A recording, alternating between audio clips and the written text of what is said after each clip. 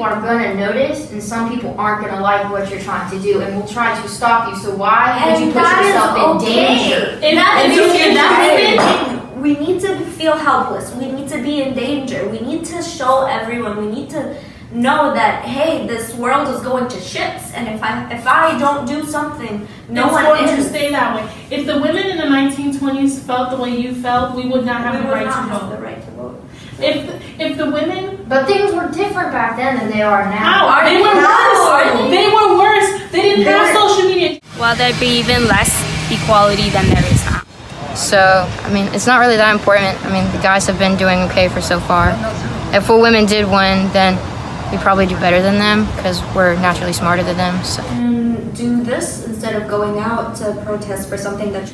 Women's suffrage was a movement to get women the right to vote in the 1920s. And it was run by Susan B. Anthony and a couple of other strong-willed women. How do you think they would feel to know that only 55% of women who could vote voted?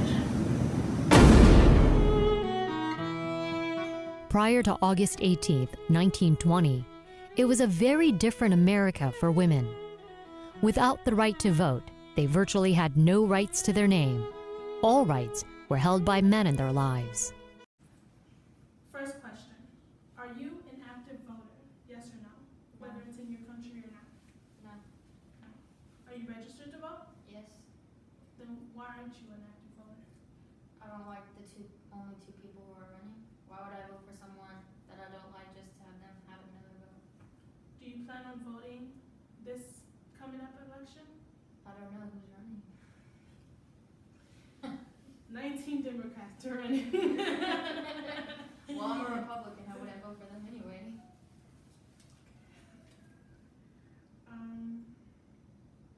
Okay, next question. In the 2018 election, 55% of eligible women in the United States voted. How would you think the leaders of the women's suffrage feel about that? Now, a little run back on the women's suffrage. The women's suffrage was a movement to get women the right to vote in the 1920s.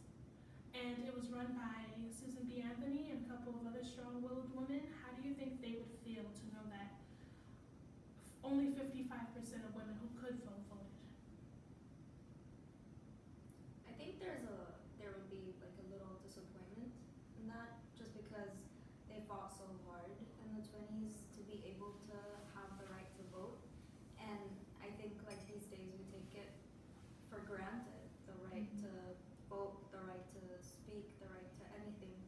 And I think the reason why only 55% of women voted is because they did not see themselves in either of the people. But I think that's where they need to take a stand and actually try to get someone who they think would be great to be in power to run. Okay. How important do you guys think it is for a woman to be president right now? I mean, I feel like it is because, especially in the U.S., because they've never had a woman president. They've always had men.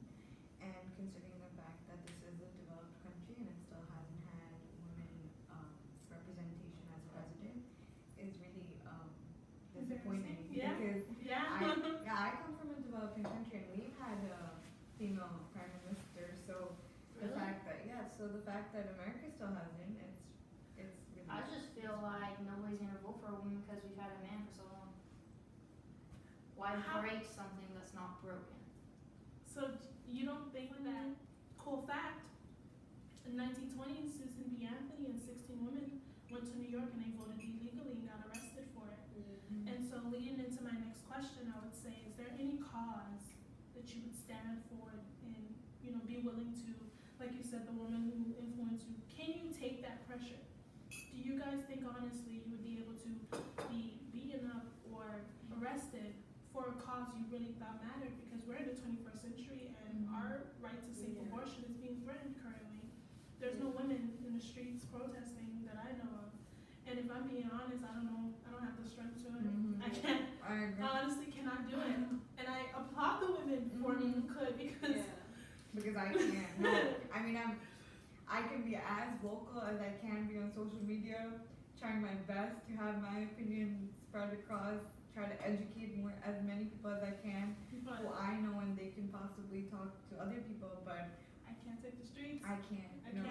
I'm not that strong. Not that strong yet. I would go to a protest, but the minute I heard people were getting arrested, Yeah, I run Yeah. away. I run away. Alexis, do you think you'd be able to go protest over something important? No. I think a lot of us women think that way. I think because we have such a different outlet of how we That's protest. true. We can start movements online, we can start hashtags, we can Yeah. start that, but the idea of having to, But that's the thing. I think it's something that's been deeply rooted in us. That hey, you can do this instead of going out to protest for something that you love. Let other people protest for you. And like, for me, for example, being an Arab and a Muslim woman in today's society, I grew up with the notion of, well, you can stay in and everything, be comfortable, and someone else will do everything. Someone else will fight for your rights,